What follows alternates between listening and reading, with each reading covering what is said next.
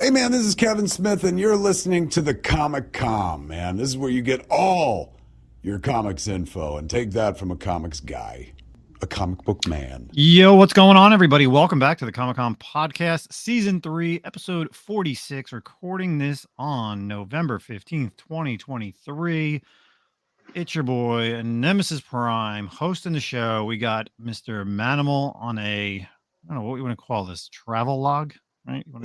Travel log. Back home in Kansas City with the family. My grandfather passed away, so I'm back for a funeral this weekend. So, yeah. But it's always nice to kind of have a break from the sadness with some comics. But it is kind of weird because this is the second time we've recorded today. So. Yes. So if you haven't know, we did put out the bonus content for the Marvels review. So make sure you go check that out as well. The complete spoilers of the Marvels review for what both Zack and I thought about the movie. But let's kind of get right into the episode because Mr. Manimal, again, is working remotely. So, and I think we do have a guest. Not sure if he's going to be attending. Oh, wait, hold on. Are you ready? Up straight into the market. You ready? Hey, Let's do think you can tell some us hot what topics to from do? this week. You ready? At the store. Think you Into it. can It's tell market us what report to time. You wear? ready? So Jay, I gotta ask you. You ready? You think that I'm you're ready to go. better? Zach? Yeah. I gotta ask. Are you ready? Better I'm ready. get ready. So that being said, I gotta ask you. You ready? I'm Bow ready. to the And man. then I'm excited to go over. So you ready? I'm ready. I love this stuff. Vamos.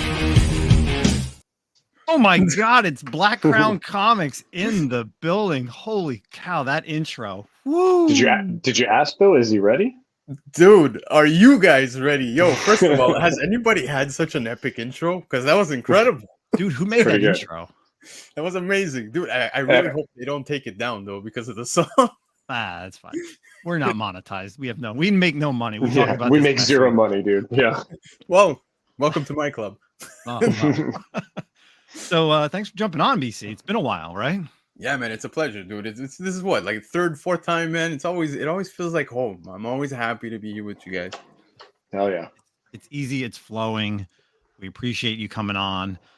We obviously have a lot of things to talk about. You all know BC. You can follow Blakk Crown Comics on Instagram, YouTube. Check him out. He's doing all different stuff over there. But like we said, we want to get right into a lot of stuff that we have to talk about tonight. So let's get right into it. Let's go with some community questions. We have our first one over from our buddy Ken Marion. He goes, "When are we doing our all video game podcast?" Hell yeah, Animal, dude. I'm going to leave that up to you. Man, yeah, we got to do that. Obviously, we got a guest that we think we're gonna have on next week. We have Thanksgiving.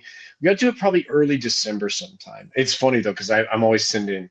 Well, and I send them to you too if you haven't. Well, so I'll either send them to you or Ken if I haven't seen you've liked the Instagram post of some like Final Fantasy shit, and then I'll end up sending it to someone. But if you like it, then I just send it to the other person. Yeah, dude. No, we do have to do that, but we might need to schedule that. We might need to wait until we have some good games to talk about. You know what I mean, right?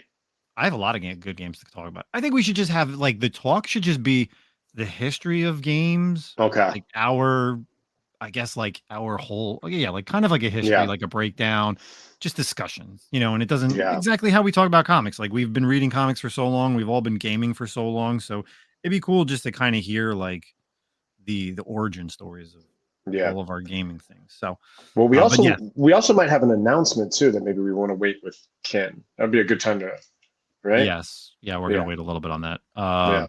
So yeah, things are in the works. So that's that. We will definitely, hopefully, have Ken on and do our bonus content, all video game show. We've been talking about that for quite a long time. And obviously, everybody knows what's going on in my world, becoming a huge video game collector again. So we'll don't want to get more into that. Next up, Mr. Ghostface says, "Justin, who is your most overrated Star Wars character?" And actually, we could also, you guys can jump in too. So, most overrated Star Wars character? Ooh, overrated. I don't know. That is a tough one. Over or rated in the world of Star Wars, whether movies, cartoons. Oh man, overrated.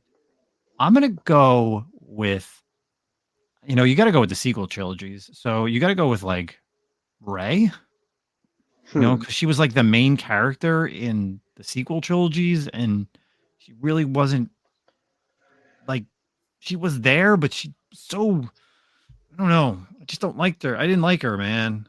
She's so overrated. Because now they're gonna bring out like a new movie series with her, and I get it. It's like these are no longer our Star Wars movies. They're like for the kids. So they all know Rey and Finn and Poe. But yeah, she's overrated. What do you think, BC? Honestly, oh, man, I want to say Mace Windu. I thought about Well, saying that. I did think about that one. Yeah, like It's don't get just me wrong, because dude. it's because the actor. That's the only reason he has such a following. Yeah, like it just I don't know. He always stuck out like a sore thumb in any of the movies as well, right? I was just like, I'm not feeling it. Samuel L. Jackson, got love, nothing but love for him, but Mace Windu, just I don't know. What about you, Zach? Damn. Okay, so this could be controversial. I kind of, in a way, and it's because of, like you said, the sequel trilogy. I kind of feel like Luke's a little overrated, and that's Ooh. because, and I know and I wouldn't have said this except that they weakened him so much in the sequel trilogy that I feel like the original trilogy kind of doesn't really stand. And if you go back and obviously time, it's older. You go back and you look at the original trilogy, like what did the guy do? He rode around he had Yoda riding on his back for a little while, and then he's like the best Jedi who ever lived at some point, so like, but I think genuinely, and we've said this multiple times very recently, Lando sucks, dude. Like, Oh. Lando's so overrated. But the controversial decision would be Luke, based on the sequel trilogy. Wow. Okay. Yeah, All right. May get some hate for that one, but it's okay. I know. Might get some hate. Poor Lando. Yeah. Lando blows, bro. He's just like, he's so one-dimensional. It's just like, oh, he's such a rogue. You're crushing Donald Glover's dreams. I mean, actually, Donald Glover's portrayal might have been the best portrayal. Mm. But I don't know. All right. And one last question for the crew here. So this one's actually coming from our boy Mike the Beast Benson. Hey fellows, hope all is well. So in the past, you guys have talked about how to make the FF comics good again. The FF, obviously Fantastic Four, are my favorite Marvel comic of all time. So I've been dying for a great ongoing. I was thinking about an arc where there's a rivalry between Norman and Reed. I guess Norman Osborn. Osborn, Norman yeah. Osborn and Reed involving something science related. It would be cool seeing two of the smartest minds in comics going at it. Plus, sprinkle in some goblin madness. Maybe Doom hires Norman for some project. What do you think? Be well, guys. Man, that's actually kind of fitting. We didn't even talk about this pre-show about there's a lot, obviously with the strike coming up. I feel like just today, lots of news comic book dropped, which we're going to kind of talk about later, trailer-wise. But we did have a casting situation kind of being released with Pedro Pascal kind of being mentioned as a Reed Richards guy. Yeah. I don't know. It's always so tough with FF, dude. But I like the idea. It's a decent idea. I would say leave Doom out of it though. Like try to have like a standalone. And I don't know where Norman's still Gold Goblin, so he's still good right now. For now. For now, yeah. Yeah, exactly. And apparently the build up now for Norman is obviously there's going to be a turn. I think it's going to come Right. as of ASM 50. So, dude, I will take Norman Osborn versus Reed Richards any day over Spider-Man. I'm so tired of seeing those two go at it. Yeah. But something that would get me to Fantastic Four comics, dude, they released a wild cover this week with Doom riding the dinosaur. Did you see yeah. that? Oh yeah. But yeah, so I like this idea, by the way, the whole Doom versus Reed. Reed versus Osborn. I think it's cool. I'd almost like an arc where they get split up, where the four split up. Like they go. I'm just throwing this out. I don't even know if this would be a good idea, but basically they go somewhere, maybe like in a wormhole, and they all get fucking separated. Yeah. And they have to operate on their own solo. Because I don't know, man. They're just moderately boring. Yeah, it needs a shake up for sure. And isn't in what was it, the Dark Ages, right? That kind of like an Elseworld story. Yeah. Reed was working with Apocalypse and stuff. Yeah. Right. When was, like like, it was like Reed and hostage like or whatever. Yeah. yeah, and like Lunette, Moon Girl, helping them create whatever they were doing. Obviously, I haven't read it in a while, but I enjoyed the Dark Ages storyline. I thought it was a good 5-issue run that was pretty interesting. Yeah. And that's what you need. You need like Reed to be working with somebody or having someone else who's just as smart as him. And obviously we've seen it with the Maker. all the time you have them with Doom. But yeah, it's got to be somebody, create somebody.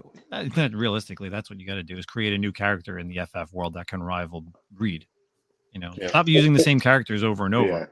Or shake up the leadership role. Like, I'm sure I'm just not super savvy on like all the arcs of Fantastic Four, but shake up the leadership role. Let like Thing lead the team and see where it goes for some reason, or even Sue, maybe shake it up like that. Keep their damn children out of it though. God, they suck too. Yeah. And this is probably pissing Gabe off too, because Gabe's a massive Fantastic Four fan. Yeah, well, you're gonna piss off but somebody. I like Fantastic Four. It's just they got to do something, man. I don't know. Yeah, it's tough. Yeah, I don't know. It's been a while since there's been a very good FF story, and because what are they on now? I think they're on issue 10 or 11, 13. Yeah, somewhere. Yeah, and this is the second volume since they came back since Secret Wars, I believe. Yep. Mm-hmm. And I don't even know who's writing it. Right, it was previously Slot. Who's writing it now? BC, do you know off the top of your head? Right now, it's Ryan North. Couldn't tell yeah. you. Yeah. I didn't pick that up. That run. Yeah, I read the Slot. I read the Slot stuff, but yeah, it was okay. Interesting stuff. So appreciate the questions. Of course, you could always check out, the ComicCon podcast on Instagram. Check out the stories. We usually try to post that up before we're going to record.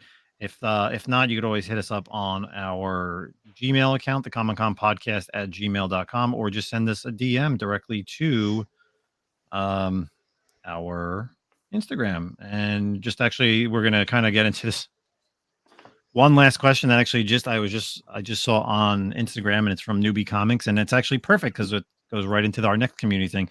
Newbie Comics says, if you could steal any comic book, which comic would it be, and what employee would you fire? Jesus Christ. Well, clearly, if I could steal any comic, it would probably be a Detective Comics 27 because it'd be my grail. Okay. And would I fire that employee? Yes, I would. BC? If I had to steal a grail, it would definitely be AF-15 in a nice high grade, and I would fire Newbie Comics from his own channel. That's how I would do it. Nice. Use him as the fall guy, right? Yep. Yeah. What about you, Manimal? Man, I already told my boy Adam of Filter Comics. I was like, we were talking about that whole situation. I said, look, dude, if I'm going to steal from anyone, I'm going to be completely honest. I'm coming after your collection. Like, you've got Action Comics 1 through like 100. Like, bro, you're the guy I'm robbing. Like, that's the dude I'm going for. So, and I'm blaming a cousin because I think that's what you do, right? You just say it's your cousin and you fire that guy. Yeah, I got a couple cousins I can fire. Oh my God. No, great question. I literally just saw that last second as I was deleting the post. So, and then again, let's kind of continue. I know we keep talking about this, but again, it needs to be said. The continuing episodes of Epic Nation. So if you didn't see myself and Binky's over on Keep It Thorough's channel earlier this week, if you didn't know, there was a Jewish community expo, comic expo, that was in Brooklyn, New York over the past weekend, and Epic Nation, quote unquote, set up there. It wasn't his booth specifically. He was there with other people and used them to set up. But from what we found out on Sunday was that not only was myself, but Keep It Thorough Comics, Comic Dunes, Sub-Zero Comics, and Nick GQ were banned from the show. If we would have came, we would have been banned and not able to enter the comic show for fear of threatening the employees or other garbage. So, yeah, that's so cute. And then the best thing is, like, so we're banned because of that. But then he goes on Instagram and does these IG stories saying, "Oh, I'm still here, guys. I'm still here. Look at the trolls, blah, blah, blah." Bro, you're like crying wolf. You literally are like crying wolf, because now it's like you are just putting more fuel to the fire by banning people from comic shows who just listen. If I was to go to a show that he's at, I'm not doing anything to him, man. I'm digging comics. Like, give me a fucking break. Yeah. And then you're just out there like trying to showboat, you're really not showboating because you're scared as shit. Watch Thoreau's Sunday night show, man. He looks like a scared puppy, looking all around, shifting his eyes, like he's waiting for one of us to walk by because he has no idea how to handle the situation. You've all Yeah. seen him You've all seen him handle the situation on Instagram Live. You can check out the ComicCon podcast, first live show about 2 or 3 weeks ago at this point, and see how crazy he went. So, yeah, that's a quick thing. I don't know if you guys want to kind of touch on this real quick. I mean, it's just everything he does makes him look more and more guilty, right? So, like, obviously, the changing of the stories multiple times. It's just at this point, I mean, it's not even. I don't want to say it's not worth talking about. It's just like if you have to, if anyone needs to be convinced of this guy's guilt at this point, you probably, I don't know, you need an IQ test or something. But the fact that he's going to these shows and saying, hey, here's a list of people, yeah, it's out of fear. And yeah, he's afraid of, because he messed up. I don't know. This guy, he's a joke. And it's unfortunate there's still people in the community that are working with him. And granted, there's some like outstanding contracts that are probably still in the works. And I think time will get rid of this guy. But I do, like you said, we still got to keep the pedal to the metal. You know, like awareness needs to keep going. I think Canada. Yeah, what's going on up in Canada with this? What do you guys think about all this? I know you and Newbie and you guys really haven't been talking about it. I feel like you Canadians are kind of like either don't care or it's just not on your radar because it's not happening in your neck of the woods. But I wouldn't say it's not on our radar, to be honest with you. I think you guys are doing a phenomenal job keeping the pedal to the metal. Now, what I find interesting out of what you just said, I'm gathering that this guy didn't officially have a table, yet you're banned from the show, which makes absolutely no sense in my books. Right. Dude, if anybody should be banned, it's clear as day, right? Like we've seen the whole internet has erupted. The Instagram side, the YouTube side, everyone's called it out. You see it clear as day. I don't know how anybody wants to line themselves up with this guy, affiliate with him, sorry, because like I said, you see it. The guy's handled himself like a complete tool. It is what it is. We take it and call it for what it is. I just don't understand how other places, Zack, you just brought it up, contracts might be in the work and whatnot. Whatnot, they should be getting on this case. You know what I mean? Like, I'm not too sure what the fine details are behind the scenes, but the fact that anybody's giving this guy a platform is mind-boggling. That's what my 2 cents are. Okay. Yep. We appreciate it. We haven't heard much from, the Great White North. Well, I could tell you one thing, man. Look, I'm not a Whatnot user. I'll be honest with you. It's a great platform for sellers and so forth. But if at least when I first attempted to get on Whatnot, because there were language laws that prevented me when they made their way to Canada. Yes, that's a true story. I had to give my driver's license. I had to give ID, and I assume they're doing background checks. Now, does this guy check out? Who the hell knows? I don't know. But it's insane how many people came forth from luxury cars to comics. There's so much stuff. So start doing your homework, Whatnot. I think it's on you guys now. Yeah. So that's what's going on. That's the latest from Epic Nation's issues, I guess. But again, more things are going to keep coming out. Just keep watching. Keep it thorough. If more stuff gets put to light with us, we'll be throwing it out there as well as whoever else wants to do it. So. Let's get out of the community section. Let's get into some comic books with our weekly reads. Zack, did you get a chance to read books this week?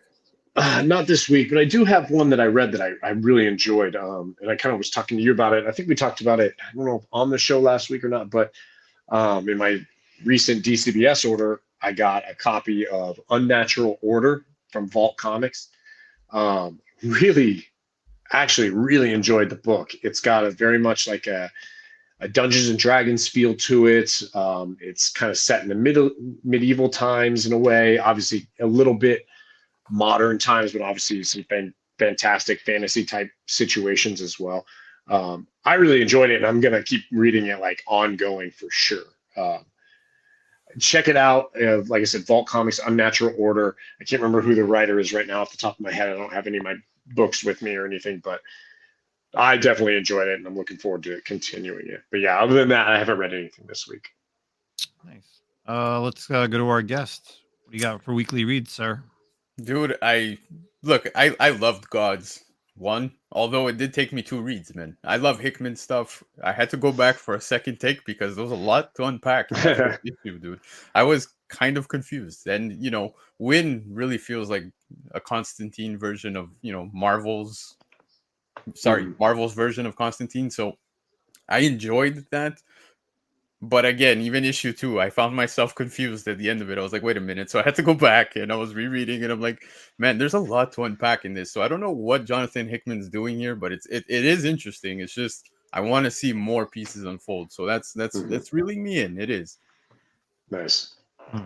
It's not. Dude, there's no shame in rereading Hickman, man. Hickman and Grant Morrison are like two writers that sometimes you have to reread to catch what they're throwing at you.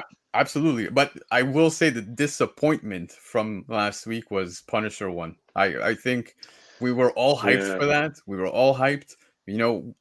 Nemesis, sorry, not Nemesis, it was you, Zach. You and I were talking about the new Punisher being a new character, and that's awesome. That's what we want, something refreshing.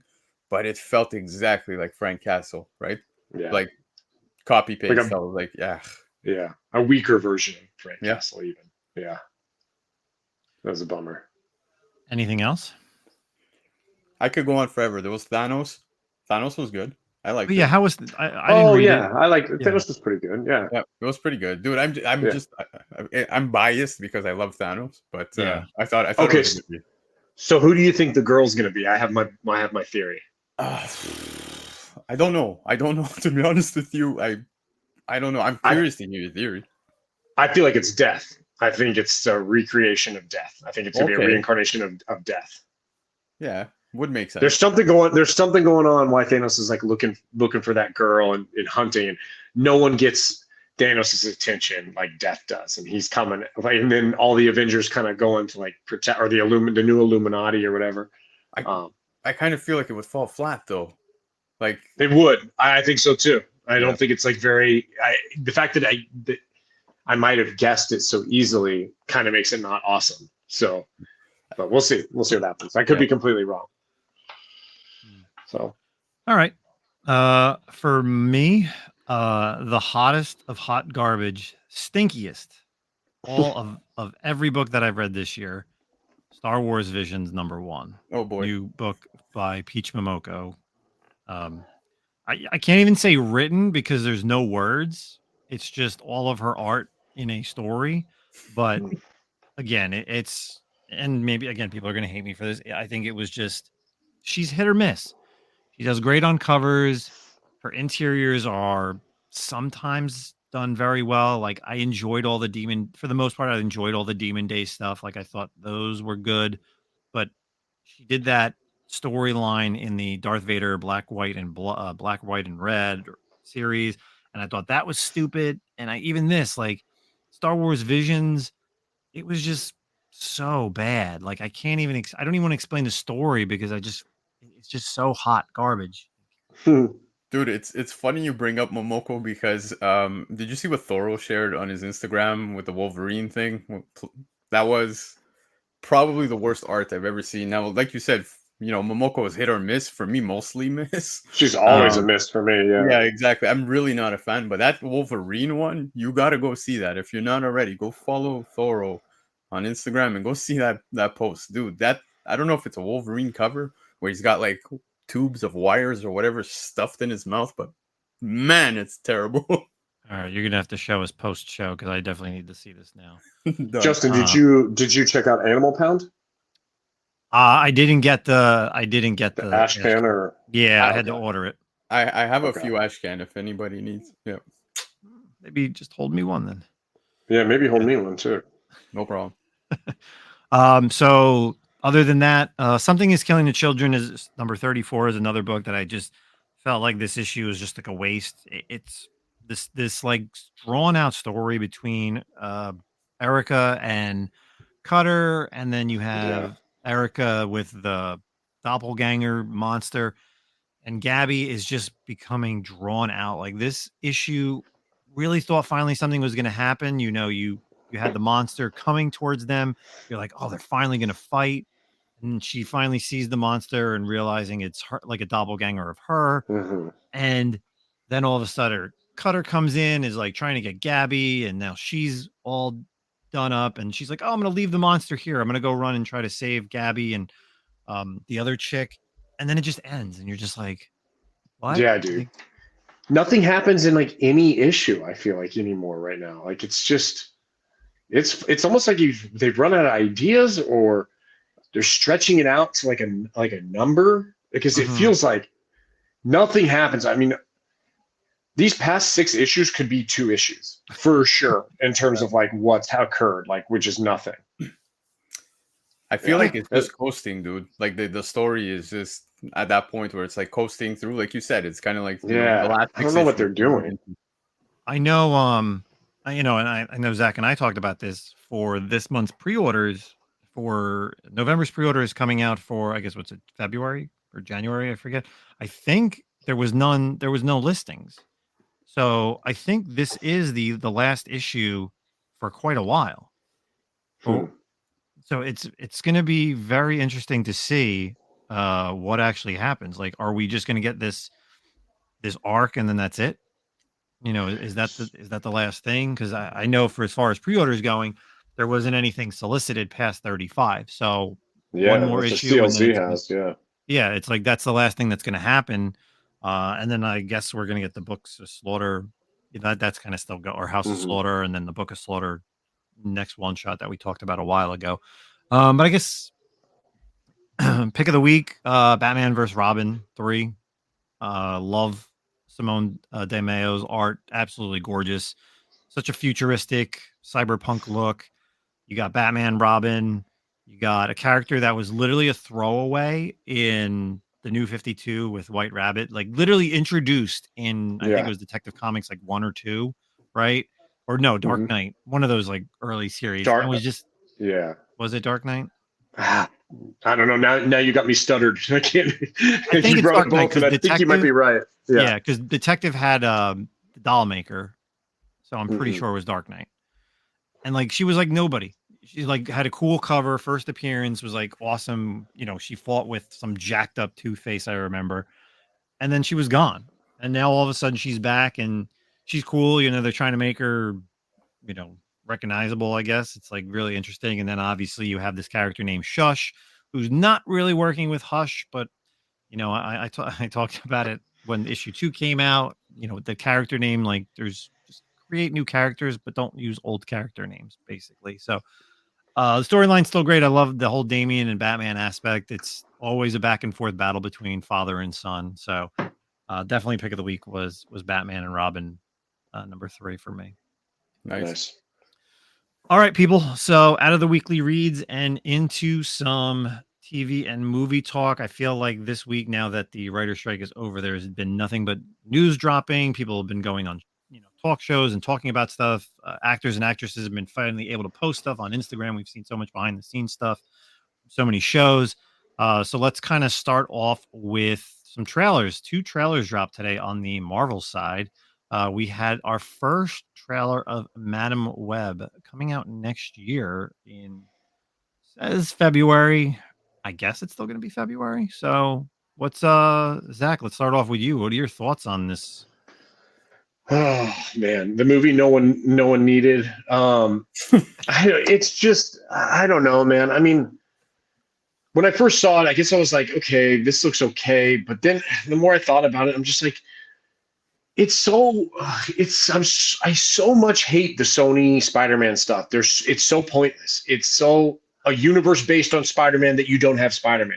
So it's like, we can get really, really close to Spider-Man. We can have Ezekiel here looking basically like Spider-Man. That was a Spider-Man suit. Horrible. And then, we can't have him. We can't have Spidey. We'll have Ben Parker and May Parker, or Ben Parker. And then we can have 3 Spider Girls that or Spider Women, versions of Spider Women that all have spider powers, which is so, oh my God. I know in our chat we talked about it, and it's just so obnoxious to me. Like, oh, check it out, dude. Here's 3 characters that all can cling to the walls, have strength of a spider, and then maybe they each do something a little different. Like, even Maddie Franklin's suit. It's Iron Spider. It's Iron Spider with the arms that come out. Like, it's just the only cool one was the Julia Carpenter, because that's the original Spider-Woman, and it's cool to see that. But dude, what the hell, man? I don't know. It's just crappy. I don't know. Sucks. All right. BC. Absolutely horrendous. I think the trailer sucked. I didn't like anything about it. I will say that Zack makes a great point about Julia Carpenter, because the only thing that will get me to theater is seeing Sydney Sweeney in that costume, because she is a bombshell. Otherwise, I can wait for that to come to a streaming platform, because again, Yes. dude, first of all, I absolutely hated some of the costume designs. Like, where do we begin, right? Story wise, like you said, get as close to Spider-Man as we can, but yet no Spider-Man. I think eventually we're sadly going to get Spider-Man within that universe, but I have zero faith in anything Sony is doing. Like, okay, Madam Web's coming, you got Kraven the Hunter, you have all this garbage dropping in 2024. We have one MCU movie dropping next year, right? So I'm not looking forward to going to the theaters next year whatsoever. Yeah. Remember how cool the Morbius trailer looked like? Oh, yeah. Phenomenal. And then remember how that movie turned out? Like, I mean, come on, dude. I don't know. Yep. And sorry, I know, Justin, give your opinion, but like, one more thing is, like, this is just, it's like we've just moved into live action into the Spider-Verse. That's all we're doing here. Yep. You're going to have Ezekiel. There's going to be spider totems. We got all these spiders. Like, it's just basically, we just got that in the Miles Morales movie. Like, we don't need more. I think Ezekiel's costume pissed me off the most. I think it looked the worst. So yeah, it definitely gives you those CW vibes of anything that the CW has put out, whether it's like Gotham or anything that this, and listen, not to hate on anything that CW has put out, because Arrow, some of this stuff's really good. Yeah. Some stuff it's good. It's just the costume designs literally look like they're straight out of like a TV series, right? Yep. You really don't get too much of Aranya. Like, you literally only see her face, so you don't really get to see the rest of her costume. But yeah, like the Julia Carpenter, Julia Carpenter's character, right? And Maddie Franklin. Yeah, Maddie Franklin with the like you said, the Iron Spider is. Yep. Yeah. And then the thing is, like, even like Ezekiel is a character that doesn't even really have a costume in the Spider-Man universe. He's an old guy. Like, and he's not a villain either. Yeah, he's not so much on that side. So I'm just very confused of what they're doing. And then obviously with Dakota Johnson, being Madam Web, they went with a younger version. So this is all going to be completely different than what we know of, like the Spider-Verse and the Totem. So, and of course they had to throw it in. They had to throw it into the trailer with, well, this guy was with my mom when they were researching spiders in Africa. And you're just like, yeah, dude, what? Oh, cool. Your mom researched spiders in Africa? Oh, so no everything, way. everything from the Sony universe is just coming out of like Africa, because it's the same thing. Like Kraven, right? Yeah. Oh, that lion bled on me. Like, yep. What the hell, dude? That was nonsense. But I just hope that, with the Sony universe, now they're not going to start leaning into the Inheritor story with Ezekiel and stuff like that. Like, I kind of want this stuff to go untouched. I'm a huge Spider-Man fan, and I absolutely have zero faith in Sony unless it's video games. But anything movie related, I have zero faith. Now, like we said, like I was saying, his costume looked horrendous. Justin, in fact, you brought up CW. I think we shared it in our group chat on Instagram, and it was one of the first comments we said, right? It was like, this felt like CW product. Like, it was complete trash, in my opinion. Almost felt like Naomi had a better shot, in my opinion. Oh my gosh. Yeah. Maybe I'm being harsh. I'm sorry. Like I said, I'm not a fan of what we got. I literally felt like I was watching, and I really haven't watched much of it. It was just here and there. Like, I felt like I was watching the Gotham Knights trailer, like from CW, and you're like, come on, like, we're in 2023, gonna be 2024 or whatever.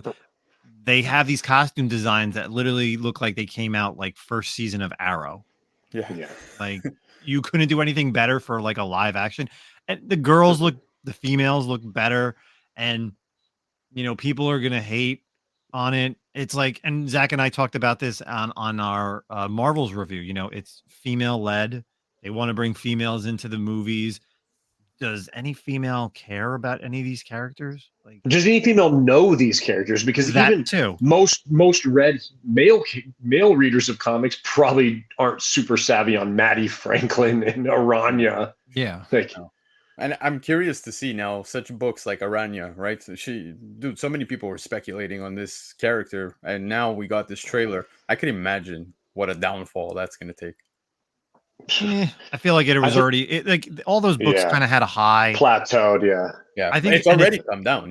Yeah, I think they went up because of the introduction of the movie, like naming some of the characters, and then all Spider books went up because obviously Spider-Verse, right? Like everybody was specking to see who's going to show up in the Spider-Man movie, the newest Spider-Man movie, and even the next one, right? Like people are still specking any Spider character could still show up in the next one. And I know you kind of touched on it, and I really felt like they still could go this route in the next movie is the inhibitors. I really wish they would with the whole Miles thing, but I don't think it's happening.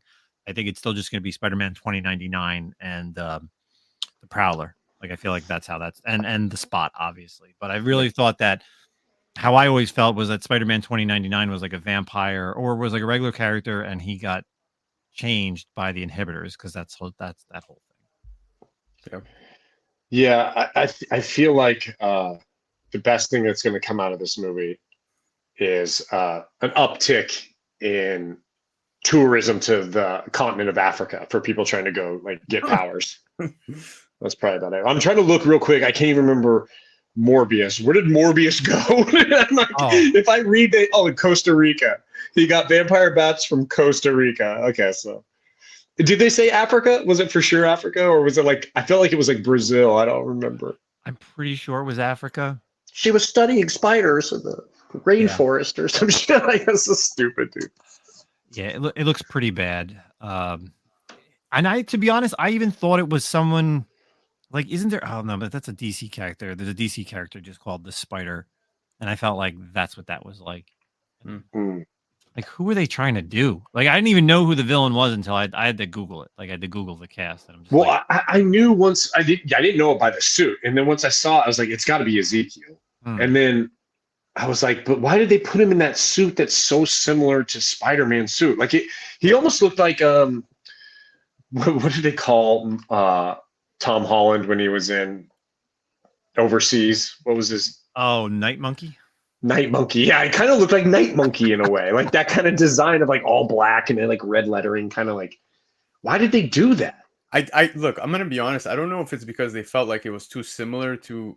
Well, actually, no, that's not even the case because it is very similar to Spider-Man in the trailer because his costume in comics, like here, I'll put it up here. I know that everybody listening doesn't see it, but it's pretty neat, right? Like with that little jacket thing that he's got going on. Like I dig it, but it's nowhere close. Like when I watched the trailer this morning, I was like, what is this? It just felt off. Yeah. Well, we'll see what happens next year when Madam Web comes out from the Monk universe. Let's kind of switch over to the Marvel side. So we finally have some information and news coming out for What If Season 2. So the latest trailer just dropped over at Marvel.com, YouTube, everywhere. So Marvel Studios is dropping What If Season 2 coming on December 22nd. Unwrap one episode every day for 9 days consecutive as a gift to you. So interesting way to do this instead of dropping it all at once like they're going to be doing with the Echo show. Different than their normal schedule with it weekly. The daily thing is pretty interesting. Yeah. Let's kind of go around the horn as far as like thoughts on the What If series. We had the trailers, and then we're also going to talk about episodes. So right off the bat, I know BC posted this on his Instagram. So it's the 9 episodes. We're going to quickly run down the What If. So what if Nebula joined the Nova Corps? What if Peter Quill attacked Earth's mightiest heroes? Happy Hogan saved Christmas. Iron Man crashed into the Grand Master.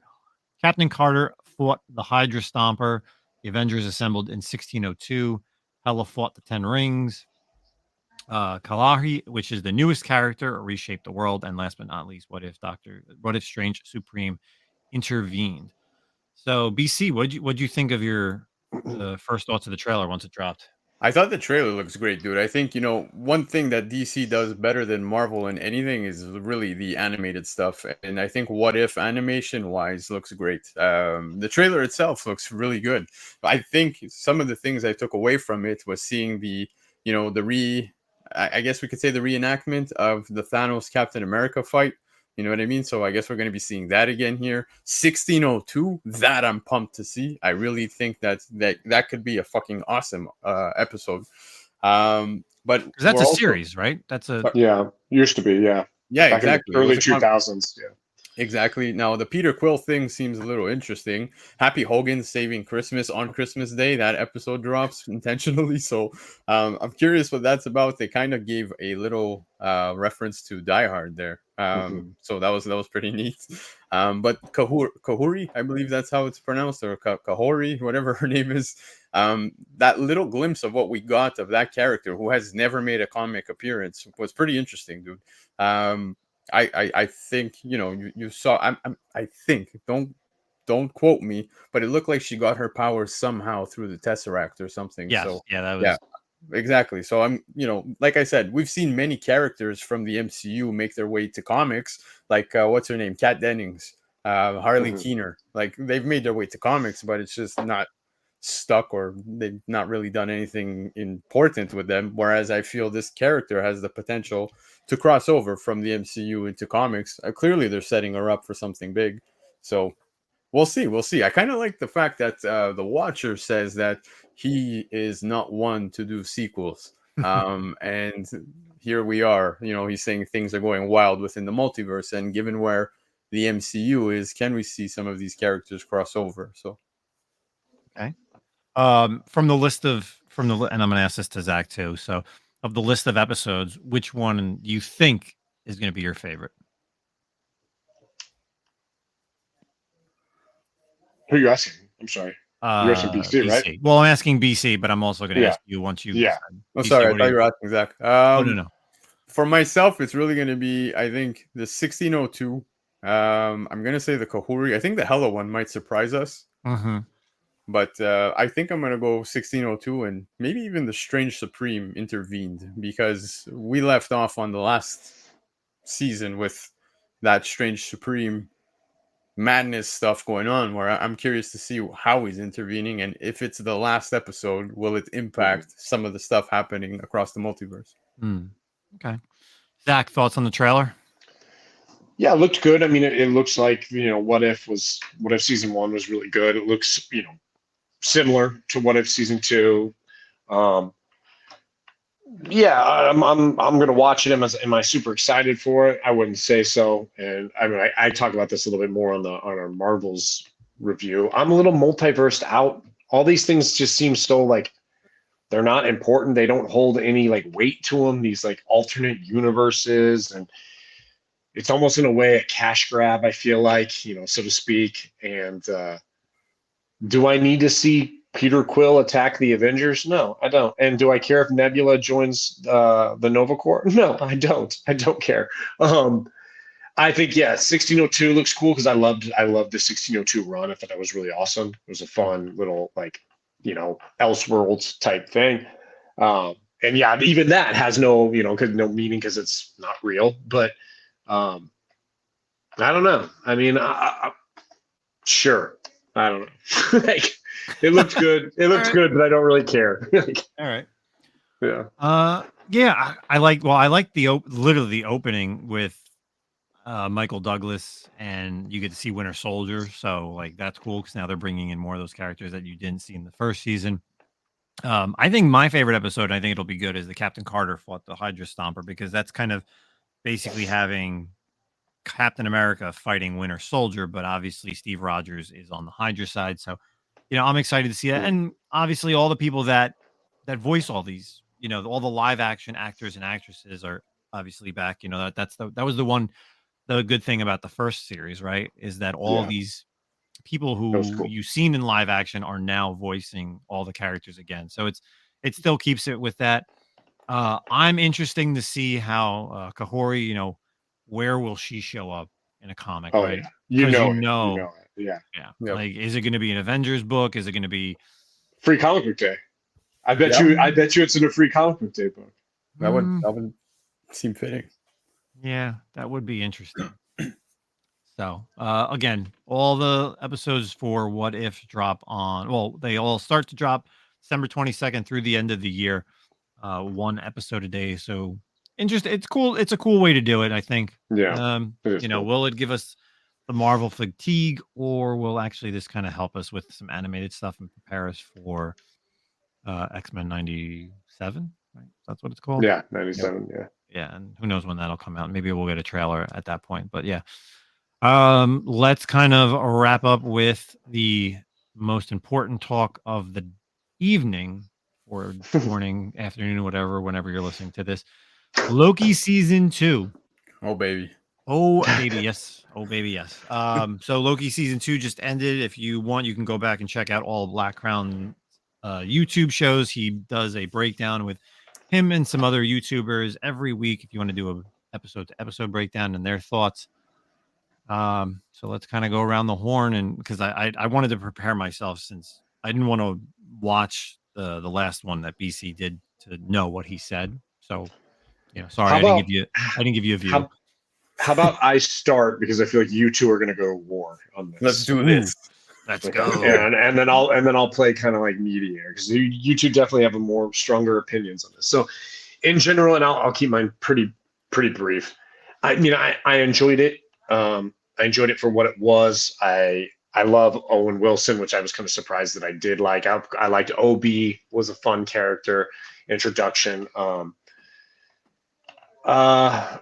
I don't know. I just, it was good. It got better. It started a little slow for me. I think it definitely kind of closed out a little better. I wasn't crazy about how powerful Loki got, where he just like can go back in time and like change all these things. And he's pretty OP. But I'm okay with where he ended up. And yeah, I'm good with this being the last we see of Loki. Like, move on from Loki. And that's all I have to say. I liked it well enough. I wasn't impressed. I wasn't let down. It was just kind of middle ground for me. So, okay. Fight. Let's do it. I don't know, man. Do I want to go first, or I don't know. Wait. Okay. Hold on. You're gonna go negative, so let's you go first. Wow, really? You think I'm gonna go negative on this? Well, yeah, we all know you don't like it. So you go first, because maybe the 5 people in that group chat do. So here's the thing. BC has already kind of like done his show on it, and most people who are listening probably know his stance. So give him an opportunity to rebuttal on the things you say. How do you think, BC? Is that good for you? I think it's fair. I think it's fair. So Justin, as long as we remain friends after this, I'm good. Okay. So I have my notepad over here with everything. Let's go ahead. And I'm literally just going to cross off things as I say it. So, because I had to write this all this down. Are you going to let him answer your individual things, or are you going to do them all at once? I'm going to probably go all at once. Okay. Or at least like, not so much like going back and forth. I mean, we can kind of go back and forth. I feel like you'd actually like some of these too. So let's just go with the things I liked about the show. And then again, we'll go from there. So things I liked about the show, Jonathan Majors' acting is amazing. I think the way that he played Victor Timely is different than the way he played Kang, than the way that he played He Who Remains. I think towards the end of the series, obviously the season finale is having He Who Remains back was probably the coolest like interaction between him and Loki. Mm-hmm. Rest of the series, I just didn't feel, and this is the Marvel fatigue. Like Marvel takes 5 or 6 episodes to get where they're going, and with Loki only being 6 episodes, it took you to that 6th episode to finally be like, "Yay, it's doing something. Like we're finally getting somewhere, right?" I always harp on it because I always say it's the best series is Hawkeye, because I feel like every episode in Hawkeye was a good, if not great, episode, and then you got something cooler on top of it, like with the introduction of Yelena coming back, and like Kingpin being introduced, and like there was always something that was cooler and cooler every episode. This, I just felt like we were finally getting to episode 6, and we're like, okay, here it is. First 5 episodes were weak. Checking that off. Now we're gonna get into all the stuff that I hate about it. All the stuff. Do you hear that? All the stuff that I got. Yeah. It. All right. You So just turned the entire page. stuff. that was the only thing I liked about the entire series. Having the title, the first episode, and the last episode named Glorious Purpose is so, what's the word I want to use? Awesome. Lazy writing, because there is never, and I'm gonna say never with like an asterisk. There has never been another TV series where the first and last episode is the same title. That is, to me, lazy. Thoughts? I disagree. I think it came full circle, and that entire series has been about coming full circle. The snake, biting its tail. I think it tied perfectly. All right. There's a quote in the last episode where Loki says, Oh my God, you went in the weeds on this shit. Oh, yeah, Okay. there's a quote that Loki says, "What a waste of time." That's literally what I felt like watching the stop series. So, Again, I go back to what Zack kind of said. Like, this whole multiverse series I literally felt like you're watching Endgame you're watching Endgame, you're watching Doctor Strange Multiverse of Madness. Like, anything can happen.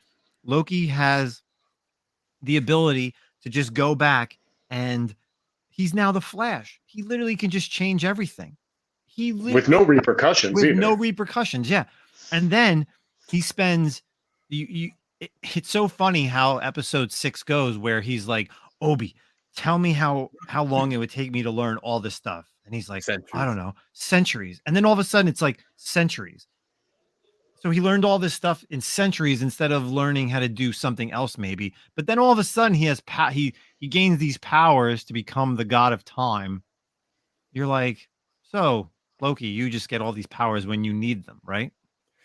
he spent centuries trying to perfect learning how to do that so that he can save that particular moment, which would impact absolutely everything afterwards. So yeah, no, I get what you mean by that particular moment, but I don't know. Do you still have a longer list? I feel like there's. Oh yeah, no, we're still going. We're still gonna go. Another thing that there's a part in the last episode, and I want to tell you, I overall series I hated. I'm sorry, I hated. I didn't care for any of these characters. I really didn't. Like, they're not memorable characters that I'm gonna think about again. Like Mobius and even like Renslayer, which this could be like. And again, I didn't watch her last thing. Do you think that Renslayer is killed by Goliath, or do you think that you see that pyramid in the background and she's going to be saved by one of Kang's variants? Like, I think she tames Goliath exactly like in the comics. Ooh, okay. Yeah, right. I think she'll be back. All right. There's a great quote though in episode 6 with Loki and Sylvie, and they talk about free will and about how and how do they have to destroy something. It's like destroying something to make something, right? Mhm. I felt that this series the way it was destroying something to make something and giving free will. This was the perfect opportunity, and I know it's like way too early, but this was the perfect opportunity to destroy the multiverse, destroy the MCU, and completely reboot Marvel Cinematic Universe. Anybody agree with me? I know it's very early to do this, but just think about it. Like, this was your opportunity to do this, and then you could reboot everybody. Well, technically, Loki probably could still do that at some point. Exactly. Yes. But Could it's come also, back. it's also clear as day it's going to happen come Secret Wars. So it would be a waste at this point. Again, I agree. But I feel like that quote in there was like perfect to be like, yeah, this is where it ends. Fade to black, brand new starting line of the Marvel Cinematic Universe, but obviously, again, it's way too early. Yeah. Wait, let's give BC an opportunity. Go ahead. So first off, the whole time slipping thing. I mean, this isn't new when it comes to Loki, especially within comics. Like, he's done this, and we've read this. So for myself, that did feel somewhat comic accurate. Now, what I did like, first off, we're going to talk about the series. You were talking about the glorious purpose. Like I said, for myself, it came full circle. And I got to say, season 2, season 1, but definitely season 2 had such a rich experience when you look at how it was done production wise, man. Like whether they were time traveling, or example, well, let's use the record scene, right? When she's in the record store and everything starts to spaghettify. Yes, that's what I label it. It's turning to spaghetti. Like when the record is spinning, you get the above view, and that's happening. Beautiful. It looks awesome. You know what I mean? I appreciated the rich experience that I feel like the MCU has been slacking on as of late. Then after we get to the final episode and what's happening, we're seeing the Marvel Studios thing at the beginning starting to play in reverse. Logo, yeah. Yeah, it was the fine details that were put into this episode that I thought were great. Now, I don't know if you want to start talking the end of the show yet, but you heard Tom Hiddleston saying that I think the final line he says to Sylvie and Mobius is like for you, for all of us type thing, and that was something he improvised, right? Because he said that to Odin in Thor 1, I believe. So yes. It's cool to see things like that take place. Now, one of the main arguments that people kept saying is that, yeah, well, regardless of the fact, this doesn't close Loki's story because it's not Loki. Loki died at in the middle of fucking Infinity War, right? Yeah. But this particular Loki escaped from the Avengers New York stuff that took place, was forced by the TVA to relive everything Loki did live, right? He saw everything unfold, and he had obviously not a change of mind, but he saw how things unfolded, right? Now, with everything he's come to learn within the TVA, his glorious purpose somewhat changed but stayed the same. The end result for Loki at the end of season 2 was he won, but he still lost everything, right? Loki's always lose, and he literally had to give up everything. So I don't know. I thought it was well written. Now, another thing that was neat was when he's holding the timelines together. They're dying, whatever he's reaching for them, and it turns into the whole tree of life thing, right? Yeah. What I think is awesome is that he's now encased in that tree, right? Yeah. And it's like a tree of his own making. If you read Journey into Mystery 85, that's pretty much how Loki comes about. So I appreciated those little nods. I agree with you on the tree, and and this goes back to something that Zach and I all love. It's Norse mythology, right? It's the tree Yggdrasil. Him and I have both played God of War. We know all about that with Ragnarok. Yeah. And that's kind of something that I kind of want to bring up with Loki, is that Loki was great as a villain. I didn't really like him turning. Real quick, I did like Sylvie in season 1. I didn't really like her in season 2. Dude, she was so pointless in season 2. She sucked. Like, she could have, honestly, might have been better if they didn't even have her show up season 2. The only thing she did in season 2 was continue to linger the fact that Loki never wanted to lose her. That's literally her only purpose in season 2. Yeah, it was. Yeah, I didn't like it. I did not. They did her character. That was poor writing for her character, and I feel like they just were like, we don't know what to do with her at this point. Yeah. So I think Loki as a character was perfect as the villain. I think as a character, and I know, I feel like Zach will agree with me. Loki is in Greek mythology, Sisyphus. Yeah. If you know Sisyphus, yeah, you know that, right? Mm-hmm. Okay. Like, and for people that don't know, was he figured out ways to like get away from the gods. He did different things. He was brought down the hell. He was able to convince one of the gods to bring him back. There's like a whole story, but his main thing in Greek mythology is that he rolls the boulder up the hill and it constantly comes back down, and he keeps thinking that he can do it. He keeps thinking that he has this purpose of, I'm going to get this done, but nope, it constantly fails. It constantly falls back down. That's where I feel like Loki is great at, because that's where Loki's character is. He strives for greatness. And even I watched this video today, and I obviously haven't seen it in so long, like Loki 1 and Avengers, and he just looks so cool in those 2 movies. And to think, yes, he's been in 6 movies and stuff like that. And I'm like, man, he was such a great villain. And, for him to say that, and for people to say that, is he the best Marvel character, like in this, put him up there with Robert Downey Jr., Iron Man, put him up there with the Chris Evans, Captain America, putting him up there as the best villain with like Thanos. No, because he's not a villain. He wasn't a villain after fucking Avengers. Like, Yeah, I I'd don't know. agree there. I literally lost respect. And this again goes back to like the writing. I literally lost respect Loki as a character after in Thor Ragnarok. Yep.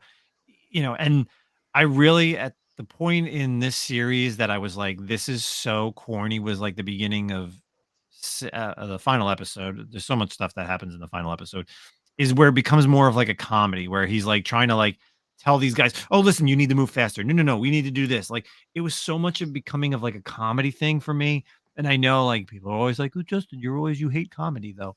No. It's not that I don't hate, I love to laugh, but I just like seeing Loki like that is just like it was just not cool. And all those people that I remember when the original trailer dropped, there was this one more thing I want to talk about. When the original trailers dropped and you had the Zodiac thing, right? Or Zorak, whatever the fucking thing was, and people were specking on that book and that stupid Thor book blew up. Oh my God, for the people that thought like anything was coming out of that was like hilarious. Look, I agree with some of the things you're saying. Loki, yes, he's not been a villain since after Avengers technically, but they have teased the flip-flop of Loki, right? At any moment they always tease you with a turning point, right? But after we got his death in Infinity War, people were devastated, right? He was a big character to the MCU, so the way they wrote him here again isn't too far off from the comics and what we saw within the Agent of Asgard and so forth. So I didn't feel like they fell completely off. What I would like to see, because Tom Hiddleston himself said, ruling me out in future MCU projects would be foolish type thing. Like, you never know. I would like to see him follow up as being the Avenger Prime, kind of like in the comics, right? And they can be setting him up for that.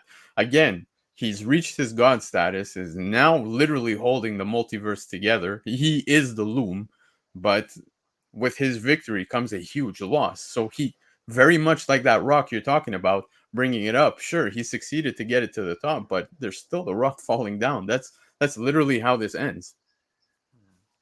Yeah.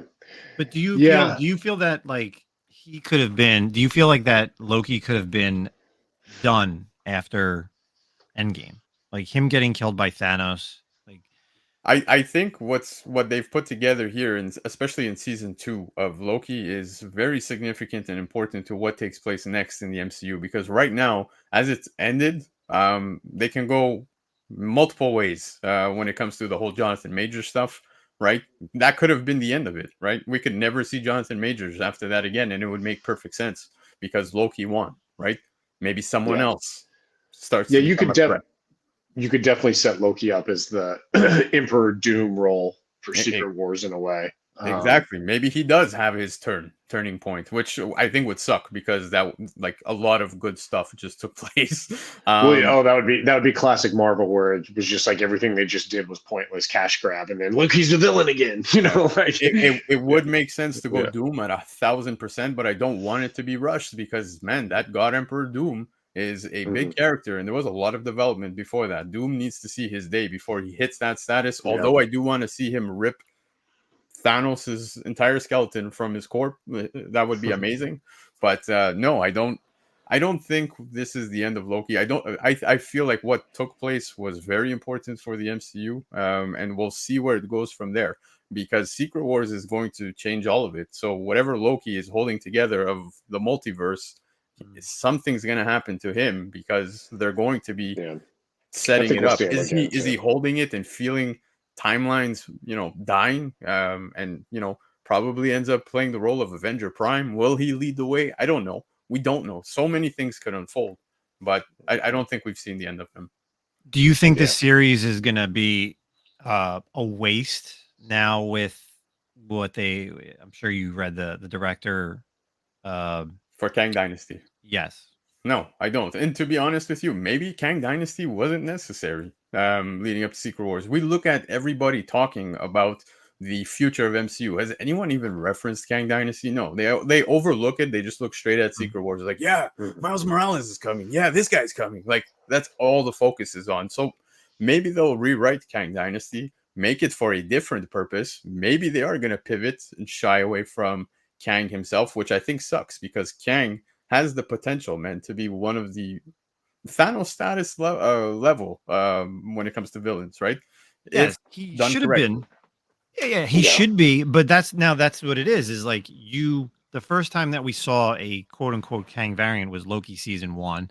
And then you get another variant in this. And in between, obviously, you get the Kang and Ant-Man. And it's just like, that was supposed to be your big baddie. Like, you're building towards Kang. And now it's like, now there's talking about getting away from it. Now it makes like no sense that what has occurred as far as Kang and his variants in either of these 2 seasons. I don't think that. And believe me, I love Jonathan Majors as an actor. I thought he did a great job. And that was like seriously the only holding point in this entire season. Like, I will go back and watch just the last episode, and his interactions between him and Loki is my favorite. Everything else I could probably just like, whatever. Oh, dude, even in season 2, when Loki stands up to him and looks at him and says, "What makes you think this is the first time we've had this conversation?" That was boss. Yeah, like that's cool. Like, yeah. But again, like Marvel can't wait. You can't give me till fucking episode 6 to like give me something. No, I get it. But what I'm saying about Kang, like you were saying, Quantumania, I don't think that Kang was supposed to be the Kang whatsoever. Maybe it's the beginning build up towards him becoming the big Kang. We saw also within Loki season 2 how Victor Timely is holding the prototype, which eventually becomes the chair for Kang the Conqueror. So, we've left off on a certain way now with season 2. This, a version of Kang travel to the 31st century, get the technology to become the Kang was, there's a reason why the Council of Kangs has alienated a certain Kang, right? And that was the guy. So we haven't seen the end of him. I'm sure something's going to happen. And I hope maybe not. Or maybe not, because of everything happening in Jonathan Majors' personal life. Yeah. So we'll see. All right. Overall, I did not like the series. I did not like the season. The series or the season? The season. Okay. Like, but then it's like 50-50 because I can rewatch season 1 because I liked Sylvie in season 1. I like the Loki variants. I like He Who Remains. I thought it was interesting, like all the buildup. I thought the twists were good. But this season, like, I couldn't care. Like, again, like you literally brought everything, like episode 6 just literally made the whole series stupid to me because you just kept reversing time. And I did feel like episode 6. I felt like episode 6 was like this season of Loki was like WandaVision, where I could just watch the last episodes because all the stuff with like the other TVA members, like the guy who was like an actor and is like, that was so pointless. And even to be honest, even the Victor Timely shit was pointless in a way. Like it all, like you could really just watch it just like WandaVision, and I'll cut through the rest until Monica Rambeau gets her powers, and then I'm good to go. And then like same with this in a way. But I mean, I enjoyed it for what it was, but I wasn't blown out of the park by it. One thing I do want to mention though is that they end the season with the TVA back intact, right? Now we know that Deadpool 3 is gonna have some, time jumping thing with Deadpool, Hugh Jackman. So I imagine the TVA, now that they're hunting Kang variants, maybe they'll be tied to this because there has been rumors that the TVA is going to be involved in Deadpool 3. So they're hunting Kang variants. I think they're going to start to build towards Secret Wars. Don't be surprised if the TVA themselves help set it up. I think the Void ends up being Battle World, to be honest with you. And there's just so much that is referenced in just the final episode. Example, what's his name? Owen Wilson was saying that, there was the 616 stuff that transpired. Yeah, right? you see a picture of Kang. Yeah, they referenced that, the quantum realm is basically like the basement of the 616 universe, right? So like it happens on a minor scale. When Kang gets out, maybe where he went through gets him out of where he is from the quantum realm. maybe it helps him get to the next level. So there's that possibility. They have the capacity of setting up Kang to be even bigger of a threat now moving forward, or write him off because of what's happening in his personal life. But one guy I don't trust after watching season 2, I loved him so much in this series, in the season, Obi. I'm telling you, something's up with Obi. Obi's gonna do something that's gonna cost everybody. You heard it here first, folks. Yeah. Or maybe you heard it last week when he talked about it on his YouTube channel. So. All right. Good talk all around. Yeah, we're still friends. We're good. Yeah, we're good. You're still wearing the shirt. I'm not telling you to take it off yet. I'm right. I'm wearing it. ComicCon podcast. Yeah. Get your t-shirts, people. Yeah. Hopefully you enjoyed the newest one as well. Still didn't get it. Oh God. Yep. All right. Well, we'll have to fix that. Appreciate BC coming on, of course, as always. Yeah, You man. can find Always. Blakk Crown Comics on Instagram, his YouTube. He does pretty much one or two shows a week. Sometimes he shows up on Newbie's show, of course, Newbie Comics, but who knows what's going on with Newbie right now. Yeah. Any last words before we get out of here? No, man, guys, thank you for having me on. Yes, I go live Sundays, 9 p.m. Eastern time. This Sunday, actually, I'm going to have Brian McClay on. So we're going to have a fun show talking a lot of stuff. You've seen what Brian's been up to, so I'm looking forward to that. And yeah, only one show per week, but maybe more. But the most important show is every Friday in the morning, my drive to work, listening to the ComicCon podcast. That's right. Hell so yeah. Thank you for everybody listening today. Awesome. Zack, again, thanks for being able to pop on remotely. Yeah. Of course. Just looking forward to next week. Like I said, we're working on a pretty cool guest for next week, something we've kind of talked about here recently. But yeah, that's about it here. And of course, since the next episode would be dropping on Friday, the following Friday, everyone who obviously here in the States, happy Thanksgiving. To your friends and family, stay safe that holiday weekend. Black Friday is coming up as well, but definitely a happy Thanksgiving to everyone here. And then for myself, just follow me on the Instagram. You'll know when I have some whatnot sales coming up. And then we are guaranteed to be at King Kong April 6th. So make sure you check out King Kong on Instagram. And then, of course, still running for the rest of the month. You still have about 15 days left. The $15 off $100 purchase or more over on the Shortbox app. Use the code ComicCom15. That's ComicCom15 to get $15 off any slab or maybe a raw book. You get over $100, I guess. And then that's it. Look forward to hopefully we definitely will be able to get that guest that Zack is talking about. We don't want to give anything out, but we'll see you all next week for a new episode. Thanks, everybody. Later.